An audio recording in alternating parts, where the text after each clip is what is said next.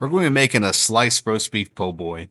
It's different than the shredded beef you often see, but dipped in this gravy, it's so good. Let's get to making it. We're going to start with the whole onion. We're not going to dice it up this time like we usually do. We're just going to cut it in little strips. It's all going to get strained out later whenever we make the gravy, so you want it to be a little thicker. We also need to dice up about 3 cloves of garlic. You're going to get a round rump roast, and we're going to season this really good on all sides with some Cajun seasoning. You want to make sure you season generously. This is going to be what's adding flavor and going to add color to your meat. And while you're doing this, go ahead and get you a pot heating up on the stove. Once your pot's hot, when you get some oil in there, then we'll get ready to start browning this roast up. You're going to brown each side for at least 4 to 5 minutes on each side. You want a really, really good color on it. Once one side has the color you want, go ahead and flip it over and get the other side. Make sure you get the ends too. Whenever it's done browning, just put it aside on a plate to rest. You want to rest for at least 15 minutes or so. Now it's time to go ahead and add them onions in. These onions should clean the bottom of that pan and pick up all of that color and all that flavor. If you're having a problem with something sticking, just drop a little bit of liquid in there and that stuff will come right up. You want to feel the bottom of the pan be clean. You don't want to leave any of that flavor in the bottom of the pan. You want it all picked up.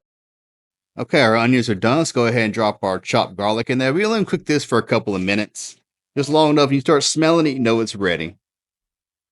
You want to drop in about 3 or 4 sprigs of thyme as well. Now we're going to drop in about 42 ounces of beef broth.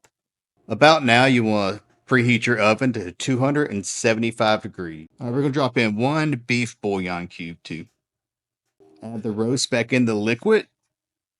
And then we're going to pop in the oven for about an hour and a half.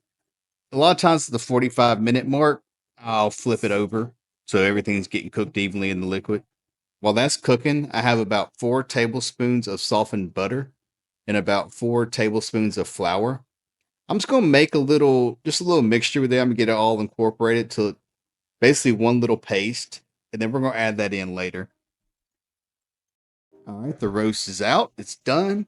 We're going to set it over on a cutting board to rest for about 15-20 minutes or so. Let all the juices distribute back out through it. All right, now we're going to start making the gravy. So we need to strain off all the big pieces out. So I got a strainer on top of the bowl here. I'm just going to pour the liquid through. You're going to want to cook this on a little bit of a higher heat. We're trying to thicken this gravy up.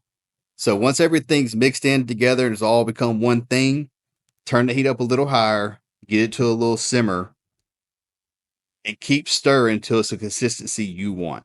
You want it thicker, keep cooking it down. You want it thinner, use it how it is. This is about the consistency I like here. It's thick enough to dip. You can put it on your sandwich, do whatever you want to do with it. Whenever you slice your roast, try to find the grain and then slice against the grain. If you cut with the grain, it's going to be like rubber. So cut against the grain. And then once you're done with that, stick it on some bread. Get you some lettuce and tomato. You can put the gravy on top or you can just dip it in the gravy. But that's it. If you tried this, let me know how you like it.